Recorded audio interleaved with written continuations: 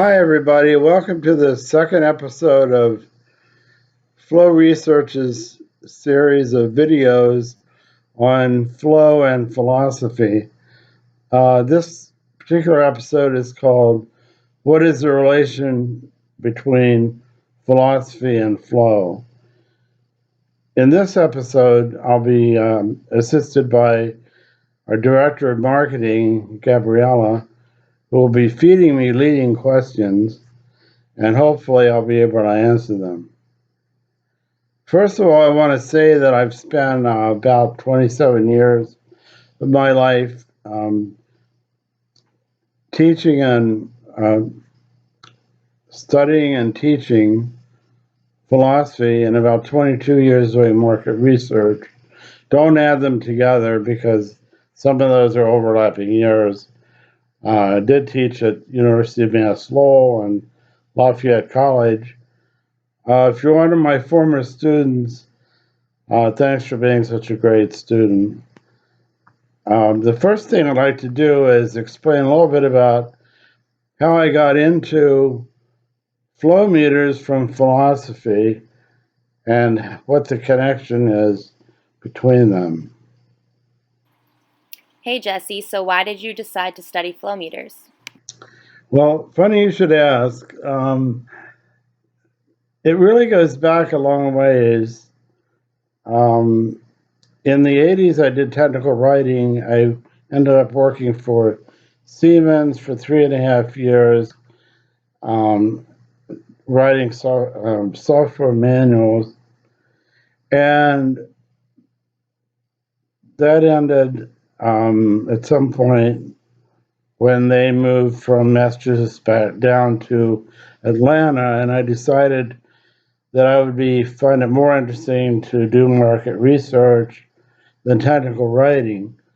Getting into market research wasn't easy, and it didn't pay as well as tech writing did. I worked for a lot of companies actually that are now my competitors, not quite all of them, almost all of them, over a course of 8 years. But after 3 years, I learned that in order to write knowledgeably about a subject, you need to understand, frankly, what you're writing about. So I decided, after having done barcode equipment, process control equipment, non-destructive test equipment, and so on, that I would settle on flow meters because it connected with my interest in philosophy of mind, which was my overriding passion when I was studying and teaching philosophy. The relation between the two is probably not that obvious, but I see the mind as a biological sensor. I see flow meters and temperature, pressure, and sensor transmitters, temperature, pressure, and level sensors and transmitters as electronic and mechanical sensors. So there you've got a biological sensor, you got an electronic and mechanical sensor. I thought if I studied these flow meters, these electronic sensors, maybe I would somehow better understand the mind. There is a parallel if you think about the eyes. Your eyes and ears sense sound and light, and they transmit information to your brain. Your brain interprets the information and allows you to see, just like a pressure transmitter or a flow meter might sense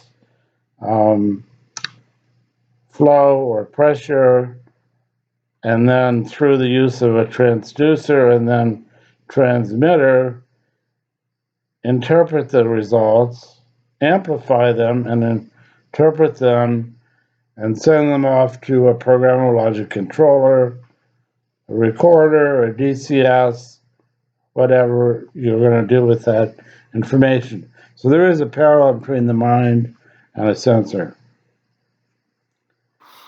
So tell us, what is your underlying passion in philosophy?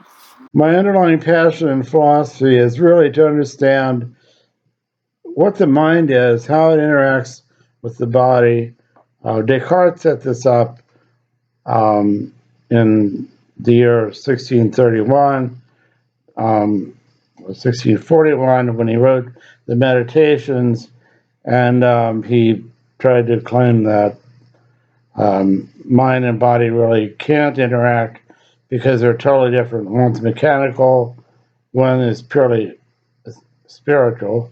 Well, I don't think that's right, but what is the relation between mind and body? Furthermore, what is the mind and how does it relate to other things like body, spirit, soul, and person? So, in understanding the mind and studying the mind, I came to wonder about what is a person and how does the mind relate to being a person. I have a diagram that purports to show in a very simple way how the core self or the person is kind of a controller of mind, body, soul, and spirit. And don't get thrown by the term soul or spirit. It doesn't have to have a religious connotation. It's the soul is the center of passion and feelings. If you read Spinoza, you can understand that. But I mean, the spirit is your power of expression, and the you yourself are the controller of all these different entities, and the mind is really the center of consciousness. So that's sort of how they relate to each other. And if you want to look at the diagram that's about to appear, hopefully you'll understand the top circle is the self, the core self, the person. Underneath you have mind, body, soul, and spirit. The lines represent the control of the person over those parts of yourself. That's all very abstract. Who cares? Why am I talking about this?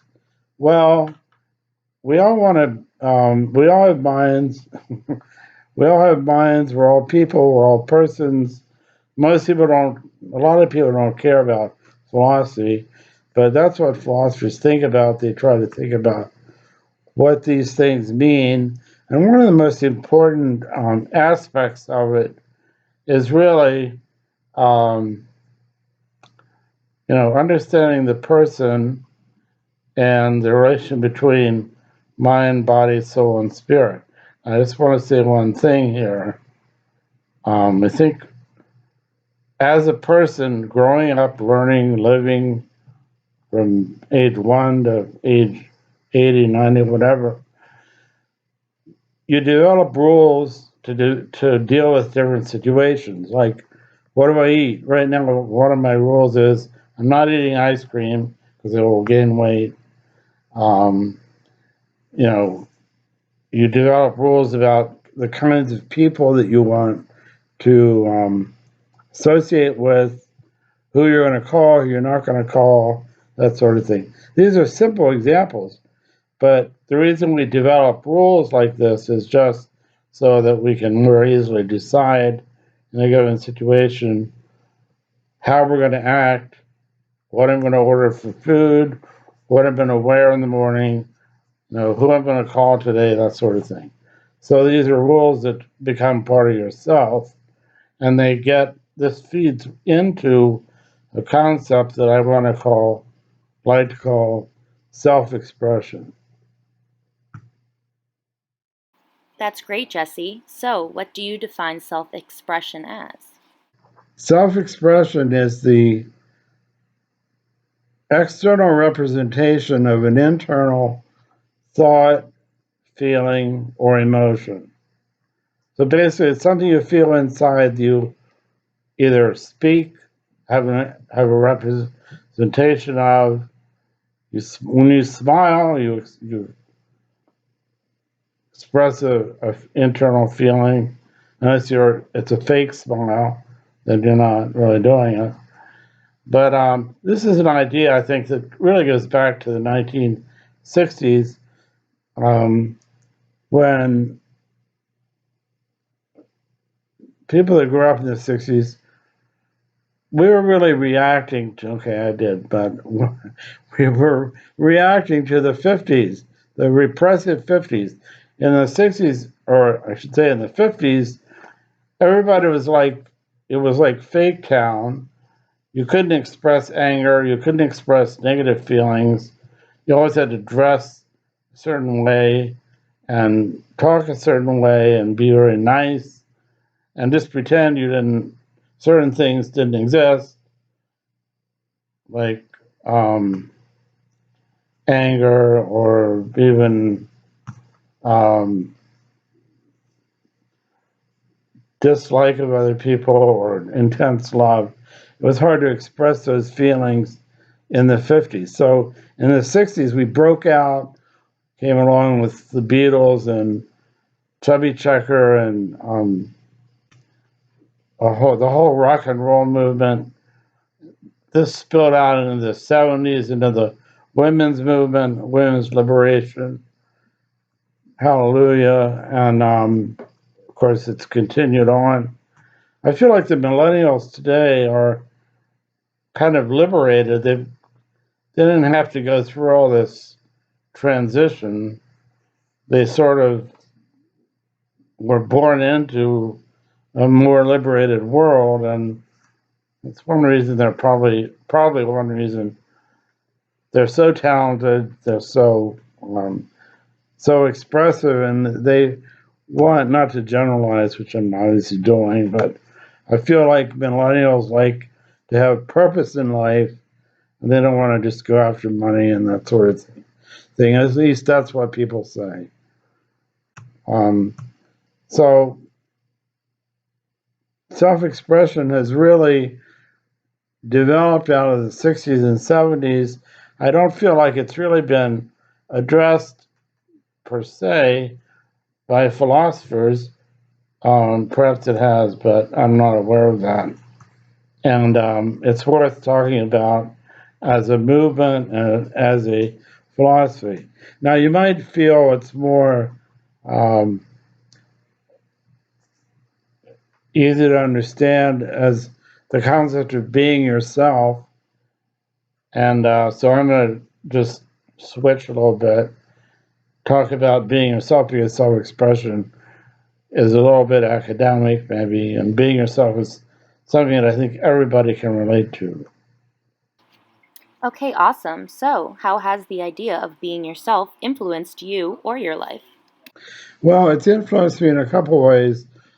First of all, my whole life, and I would say it in many ways, my whole life has been an effort to, the struggle to be myself has been my constant and my North Star, so to speak. Um, I started my own company many years ago, well before I started Flow Research, primarily for the purpose of being able to wear jeans to work, because I hated working, and even Dockers suck. I think I don't like Dockers.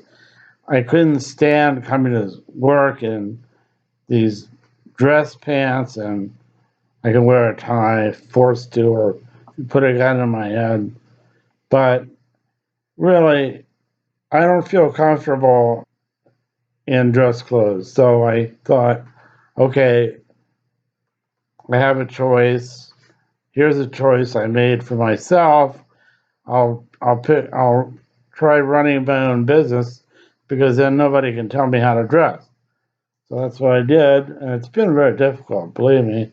It's not an easy road, as any of you have tried it, no, but it's been very rewarding in many ways.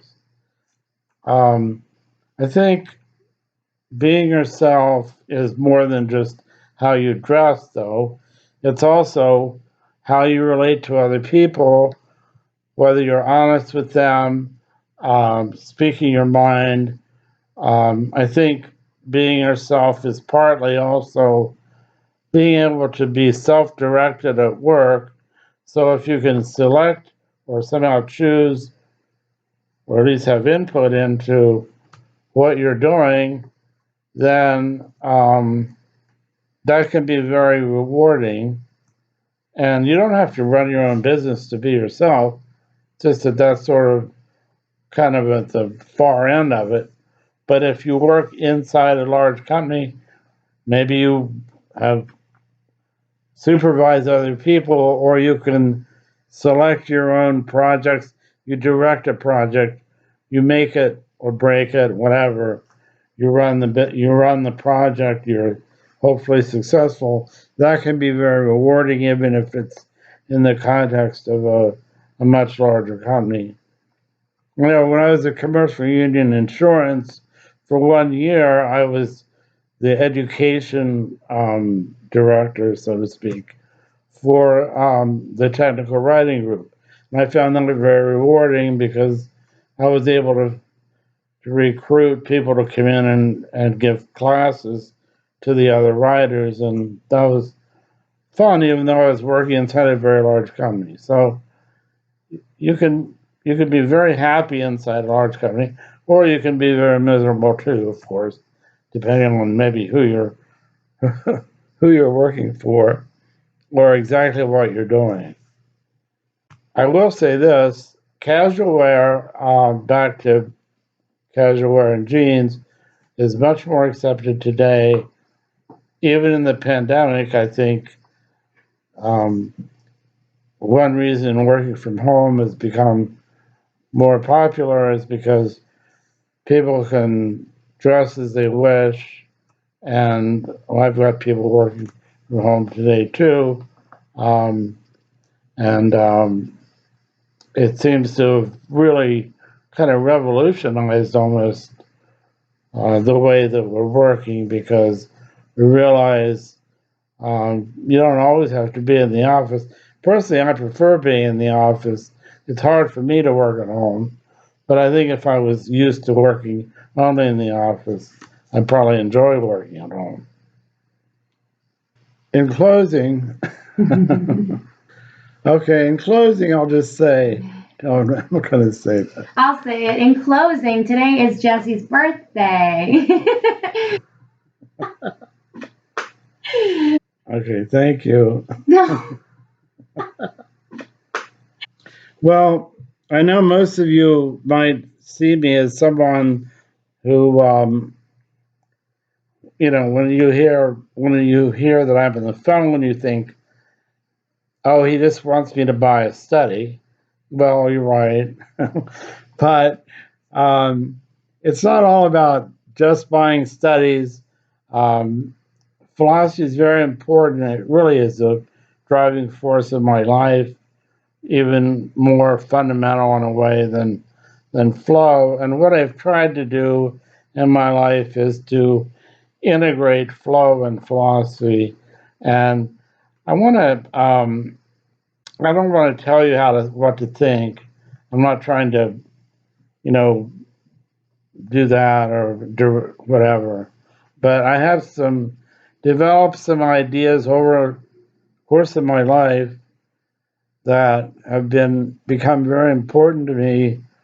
I've tested them out in my life, and I feel that they are valid. And so part of the series of episodes on the YouTube channel is to try to impart some of these ideas to you in hopes that you'll find them useful. Now, the last video was kind of an overview of flow research, which was fine. And this one is just about philosophy. I'm not asking you to buy anything. I just want you to think. I hope this will make you think a little bit, maybe, about your life and about how important being yourself is. And if you hate me, call me up and tell me that. And I'll say, hallelujah. You watched my video. Thank you so much. Thanks for watching.